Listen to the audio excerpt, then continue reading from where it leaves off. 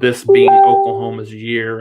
And Riley kind of laughed that off, saying this is Oklahoma. Every year has a lot of expectations. Every year has a lot of, could be Oklahoma's year to kind of break through. So we kind of dismissed that, and certainly understanding he didn't want to put any undue pressure onto the team. So I think that was interesting. That I figured that comment would come up. And I think one of the prevailing discussion points, not only for Oklahoma, but the entire Big 12, was defense. There was a lot of coaches that really talked a lot about defense and really kind of from a disrespected perspective. So I think that's going to be something that is very interesting to watch for, not only for Oklahoma certainly, but the Big 12 as a whole, because I think the conference feels very disrespected. I heard Dave Aranda talking about it at length.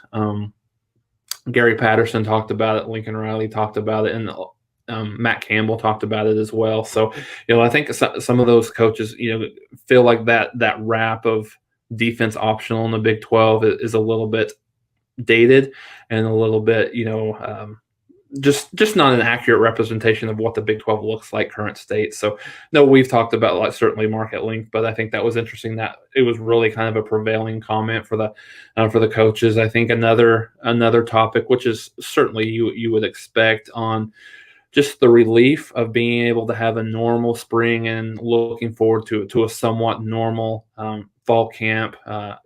Gary Patterson made the comparison just in terms of what recruiting looked like this year. Imagine you met someone on Zoom, you dated someone on Zoom, you courted someone on Zoom, and then you got engaged on Zoom, and then you got married, and then you're face to face at that point. And that's really kind of what recruiting was like in 2020, and not necessarily the same for in person, but it was for the season in itself. But I think it was so different than what they're used to. Everyone was really kind of, you don't see kids, or you don't have coaches, I should say, excited to talk about the media. And I think that was one of the things that you saw, watching that and listening to the interviews, as the coaches were genuinely excited to come back and be there. So, outside of that, from an Oklahoma perspective, there wasn't a whole lot. Talked a little bit about Nick Benito and his rise from, he was one of the defensive guys that was there for Oklahoma, along with Jeremiah Hall on the offensive side.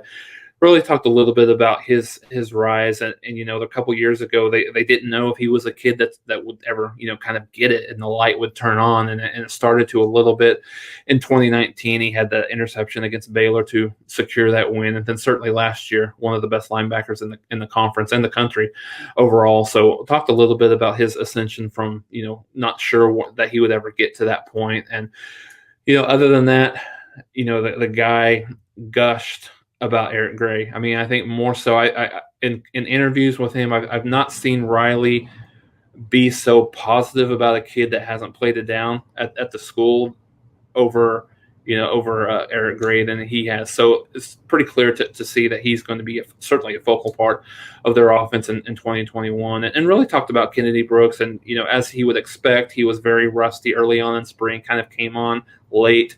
A big summer for him, from a conditioning perspective, kind of getting back to where he was. Said he's really adapted to DeMarco Murray's style, which is certainly a little bit different than what they've had previously.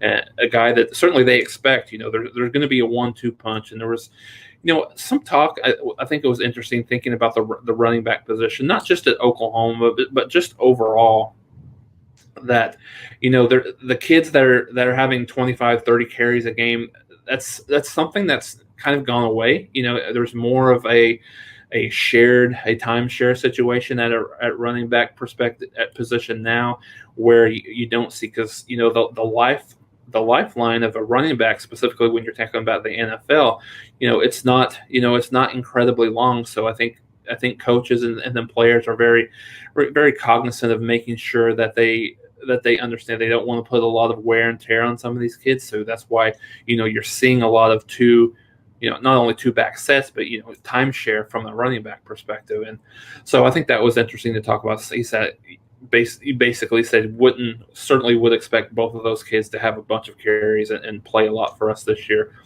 And, lastly, I think It's kind of funny that it's a discussion point, but it actually ended up being day two. So the director of officials, Greg Burke, I believe is his name, had started the conversation, and one of the points of conversation was the horns down controversy. So that's been something over the last couple of years. So this was something that, in the history of the rivalry, it's been something that's happened, and I think other teams have kind of coined the moniker of the horns down, and doing that, and whether it be direction of other players or direction of the fans. And so a couple of years ago, if you remember, Tom Herman was from Texas, was a guy that was really kind of from an offensive perspective, like was very much wanting that to be a penalty and kind of getting that out of the game. So he talked a little bit, the director of officials talked a little bit about that in terms of, if a player does that to another player, it's probably going to be a foul. If he does it to the fans, it's probably not going to be a foul. So, probably being the key word there. You never know what officials are going to do, in the heat of the moment. So I think it was interesting in day two, as Texas was part of that conversation as well.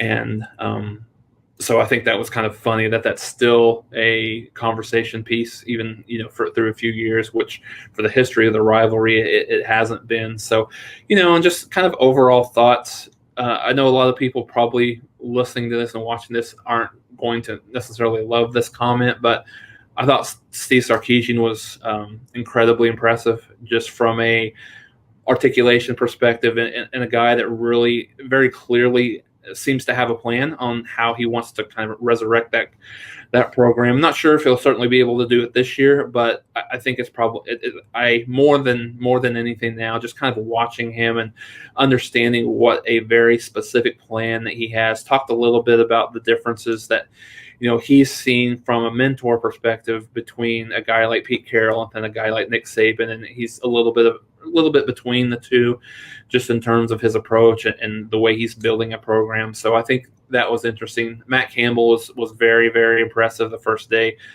One of my favorite coaches in the country, just in general, the way that he's been able to build Iowa State into what it is this year. And love the comment that he made. He was really asked a question about why are you still at Iowa State, and he had a good comment. His comment was, I went to this profession not to be somebody, but to do something. So, I mean, it really kind of talks to the, I wouldn't necessarily say that he's going to be there for life, but I think that comment really kind of lends it to believe that he's really happy at Iowa State, and that's a place where he wants to be for a while. Now, if a team like Ohio State came calling, certainly that would be hard to say no to that. But I thought that was very interesting, and you could tell why the players love to play for him. So I think it was good overall. Really from my perspective, the Big 12 Media Days almost kicks off the season from an end of summer perspective, going into fall camp here soon. So it was exciting getting to listen to some of the coaches and the players talk about 2021. I've always enjoyed the conference media days for one reason, is that there is always a discussion, one of the topics concerning conference pride. Where does the conference stand among the others? It's always a talking point across the nation among different fan bases about how good is our conference, we're the best or we're horrible, versus what else is going on. And it's always a topic on my show, something that I've broken down consistently year to year and trying to gain a real perspective on how good these conferences are.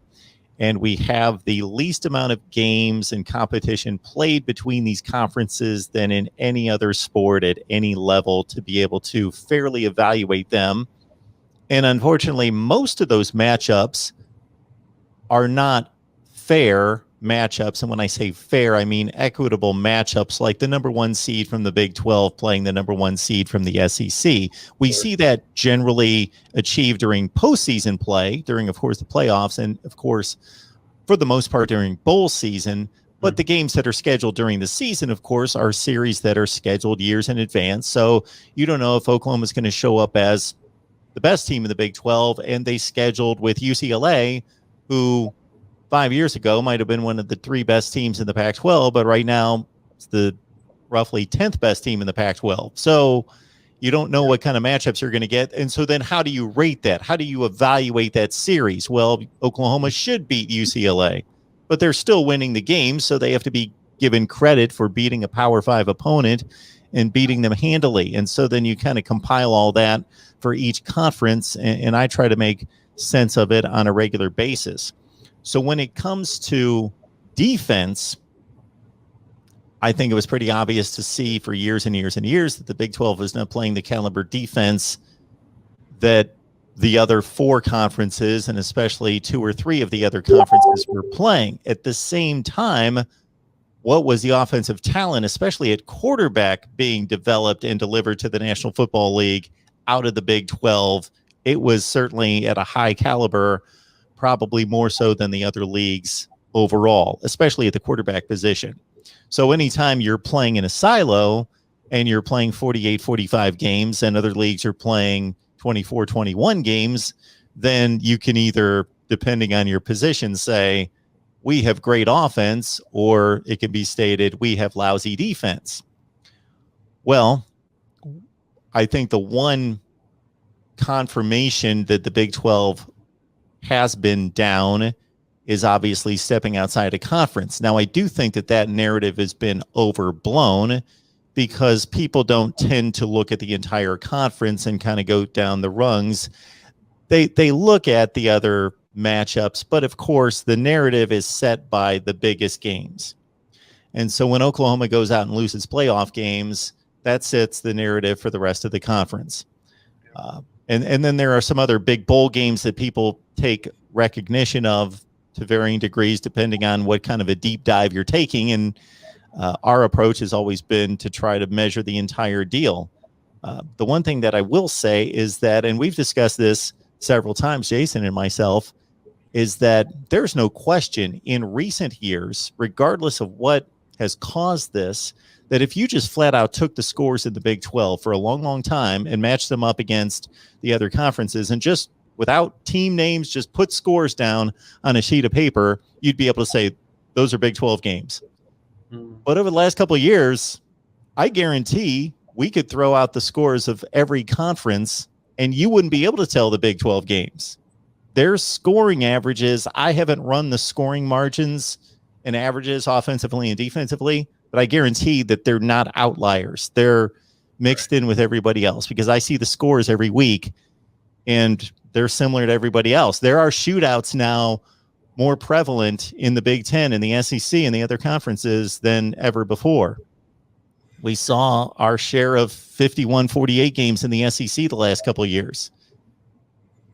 Yeah, no, you're absolutely right, Mark. And I think, the Big 12 this year doesn't have an incredibly tough out-of-conference schedule. So I think, maybe we'll see that happen maybe a little bit more in the bowl series than, you have Oklahoma with Nebraska. I know TCU plays California. West Virginia plays, I'm trying to remember here, Maryland. Yeah, Maryland and Virginia Tech. And then you have maybe Texas has more of the tougher games against Arkansas and Louisiana, which aren't going to be tough, and certainly Iowa State plays Iowa. So you'll get it to a certain degree. They're not playing.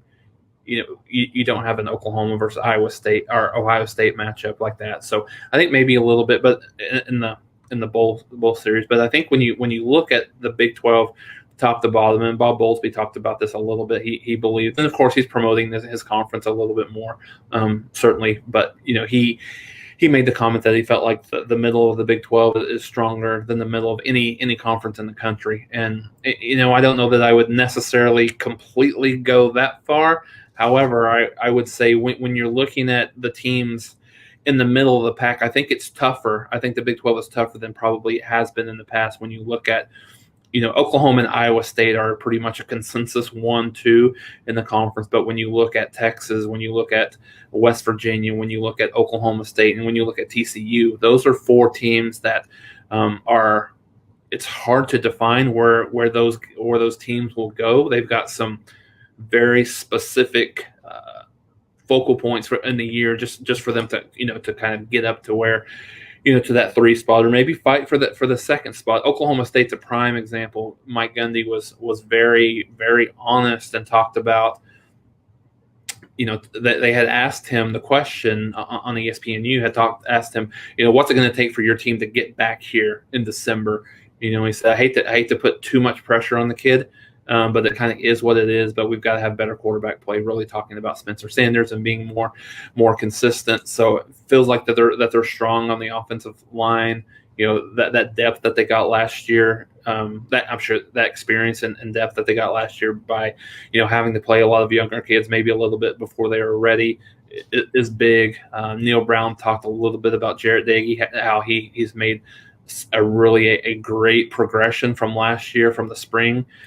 Talked about him being a real focal point. But when you talk about just overall, when you talk about defense, there's a lot of these teams in the middle of the conference. Certainly, when you talk about you throw Kansas and maybe Texas Tech to a degree out of that conversation, but when you look at all these other teams, they have a lot of talent at all three levels of the defense. Whether you're talking about Iowa State, Oklahoma, Texas, Oklahoma State. So I think it's going to be. So I think it's going to be a lot tougher.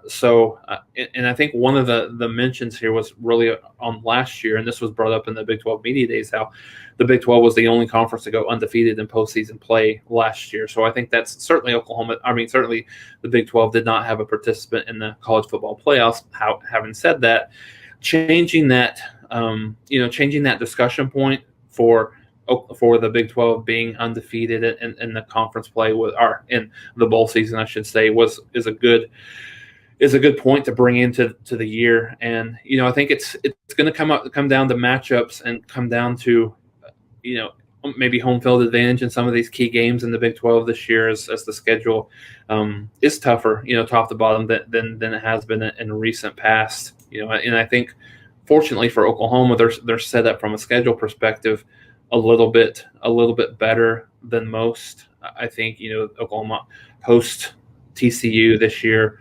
They host Iowa State, have Texas and Dallas normally. So there's not a lot of road tests out of Oklahoma State towards the end of the year that you really look at it on paper and think this is a really daunting task. And one of the things was also prevalent that I forgot to mention, Mark, was a lot of the coaches talked about the ability, specifically some of the middle tier coaches. When you talk about a team like Kansas State, talk about a team like Baylor, Texas Tech mentioned this as well, is in this conference, when you're in position to win games, you need to be able to find a way to close out those close games. So I think that's something as well to talk about. Are these teams that, Baylor last year 2-8, I believe, do they have the ability to win some of these close games that they were in last year? They just weren't able to get over the hump. So I think that'll be another interesting. So top to bottom, I think the Big 12 is as good as it's been in quite some time. 5-0 in postseason play in 2020. I think we should give credit where credit's due. They went out there and won the games against the other four leagues. It wasn't necessarily a murderer's row. The compromised Florida team, Colorado Army, Oregon, Miami. But should still give credit because if you really look at those matchups, those are the type matchups that those teams should have played. Unfortunately, what should have been the marquee game, we didn't get the matchup that we should have gotten because Florida was so compromised. But at the same time, Florida was compromised. I don't think there's any question that Dan Mullen just botched that entire situation. It was, in my view, classless. You show up, Mac Brown, his team was depleted. He kept his mouth shut. They went down to the Orange Bowl. They gave Texas A&M a great game. They fought to the end. And then College Football Nation will respect that. They'll say, okay, you lost the game, but we understand you didn't have the two of the best running backs in the country, two of the best wide receivers, your best defensive player. That was a great effort. That was a good game. Florida just, botched that situation, but Oklahoma can't help that. And they went out and they didn't beat them by 10 points. They just annihilated them. Okay, so credit Oklahoma with playing one of the 7 or 8 best teams in the country that was compromised. So how do we rate that win? It's impossible to, but they took care of business. They didn't, again, under those circumstances, win 34-27. Okay. I was impressed that Oregon, probably because of COVID and some other issues, didn't have quite the team that they should have had and weren't completely together. But still, that's a top 10 to 15 roster in the country, and Iowa State handled them. Texas, Colorado probably not on. They're definitely not on Texas's level from a talent standpoint. But Texas, again, mauled them, destroyed them. I thought the Oklahoma State-Miami game was a good matchup in regards to, we talk a lot of Miami football on our Miami channel, obviously. I'm stating the obvious. But I was looking forward to that matchup from the standpoint of these are two flawed teams, but they're good teams. They're talented teams. Right. They're basically at the same level or were last year as top 15 to 20 teams in the country. I want to see what happens here. Oklahoma State, it was a good game, close game, but they won the game. So the Big 12 has nothing to have to explain when it comes to, I guess I just did, but this bowl record of 5-0, because I don't think they went through some murderer's row, but at the same time, they basically won like matchup games against other conferences, and they won them all. Before you speak there, Jason, I'm sorry. I just wanted to note, because I thought when you really look at bowl matchups,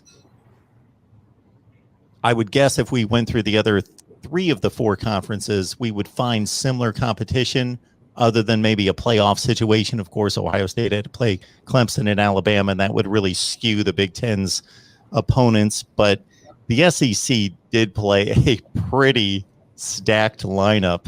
I just jotted this down.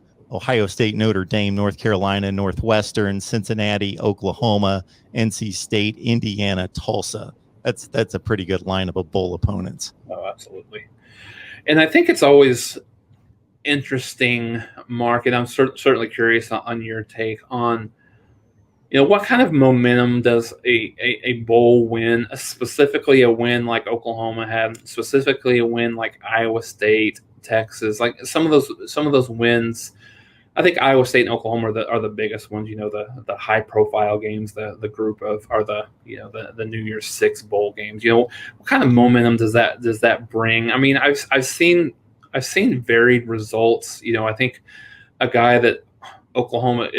A kid that was just kind of one of the most confusing players that they've had in recent memory was Trevor Knight. Trevor Knight was a kid that, against Alabama in that Sugar Bowl. Certainly Alabama didn't have the same momentum as Oklahoma going into that game. However, Oklahoma won the game. Trevor Knight looked outstanding in that game. And I think, a lot of people thought this was a great momentum builder into the next season. And Trevor Knight kind of just came back to reality, never was able to kind of recreate some of that magic that he had last year, or the year previous. So, I take a little bit into account, like it does in your season. On a positive note, it's always certainly better to win your bowl game / playoff national championship game, as opposed to losing it from an off-season perspective. But I mean, I think at the least it gives some of those teams maybe a little momentum than maybe what they would have previously coming off of what was just a tough season for everybody overall, but then having that and looking forward to coming off of a win and then coming into maybe a more normal prototypical season than you saw last year, for sure. Somebody would have to run the numbers on that. Teams that win bowl games, do they outperform their expectations the next year or not? That would be some kind of study that could be done. I don't know how relevant or valid the outcome would be to that, but I don't think it either. I don't think it's a huge deciding factor on the next season, but I think that there can only be positive that would come from knowing that you went out against another conference. You're constantly seeing Big 12 teams. But then you go out against another conference and a team, again, that's most likely right on your level, and you won the game. And success breeds success and confidence. So I think that's a positive thing. Yeah, I think so. I mean, I think that point's well taken. And I think for a team like Oklahoma, who hasn't experienced success in a while from a postseason perspective, getting that win, although they knew it was a depleted roster, obviously, but you play who's in front of you. So to win that game and the way that they did, I think at least nationally, that has provided a lot of momentum for Oklahoma coming into the season, certainly. Lincoln Riley's approach to how he crafts his message and works the psychology angle with his team is far beyond anything that I could do. But I would think that you would be these kids are too smart and they're too socially in terms of social media and otherwise aware of what's going on that you really I would basically say after that game, we understand that they didn't have certain players and they weren't up to caliber. But I would go around the country and say, you know, I'd do my homework after that win and say that happened there and that happened there. Again, North Carolina was playing without all sorts of talent, and they went in and they played Texas A&M to the final minute of the game. And I would cite that and say, you know, we just whipped a team that was playing in the SEC championship game. And sure, they missed some players, but there's all these other examples of teams that missed a lot of really good talented players and still went out there and fought hard and won games or played to the end of the game. And that didn't happen here. We dominated this game. No, absolutely. And I very, very much feel the same way, Mark. If I was Riley, I think I talk about exactly that and say, I don't care who would have been out there. They would have had all of their players, we still win that game. And then talk about the momentum and certainly talk about, and this was a little bit of a narrative through national media. And I think it was, brought forward through the Big 12 media days that there was really a thought that Oklahoma was one of the 4 best teams in the country last year. So I think that's the message that I give to my kids right there, right? I firmly believe you guys are one of the 4 best teams in the country and should have had the opportunity to play for a national championship. Even though if he doesn't necessarily believe that, that's a good message certainly to send to the kids. And then, other than that, talk about building that momentum throughout the weekend. Throughout the rest of the year in the off season, which it looks like it's proved to be thus far. A lot of momentum, in Oklahoma is certainly one of the favorites to make the playoffs again in 2021. And what to me is validation about the Big 12 being a solid football conference right now is that when you utter the statement made by Bob Bowlesby, I don't immediately meet that with no, that's ridiculous. Let's go to the Big 10. Here are the middle teams. There's no comparison or wherever. And I'm sitting here thinking, I don't necessarily completely confirm that, agree with that, but it's not a ridiculous statement. It can be argued. It's a decent statement to make. He can make that statement, and it's not like, okay, well, you've got no validation for that statement. Right. No, I'm with you. I mean, I think that would be an interesting topic to kind of discuss, what that looks like. I think, right off the top, I think it would be a little bit difficult to make that argument against the SEC specifically. When if you just think that you throw out Alabama and Clemson, you have, not Alabama and Clemson, Alabama and Georgia, then you have LSU, you have Florida, you have some of those better Texas teams. Texas A&M, and you put there's 5 deep right there. Yeah, so I think that would be a struggle. But to your point, no, I exactly agree. I pretty much agree that that there could be a conversation at least with the other conferences. Jason, I would do this at times. I'd put up the big whiteboard and I'd throw up the conferences and I would seed them either technically as they were the last season, or I would put my take on it and seed them as I would seed them 1 through 10, 12, or 14. And then you just see who would match up versus whom in what conference. And it's just interesting. It doesn't prove anything. Nobody can prove anything unless the teams just played.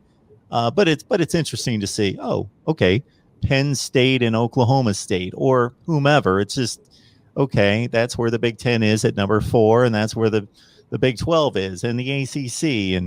And those are the kind of matchups that we would see if all those teams were able to play. Yep. I find it fascinating myself.